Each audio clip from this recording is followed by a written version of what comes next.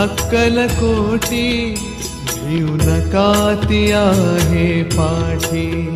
माझी आई अक्कलकोटी भिऊ नका ती आहे पाठी।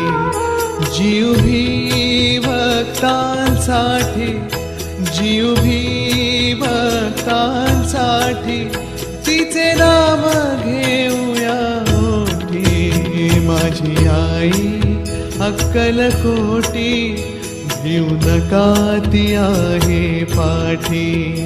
माझी आई अक्कलकोटी भिऊ नका ती आहे पाठी।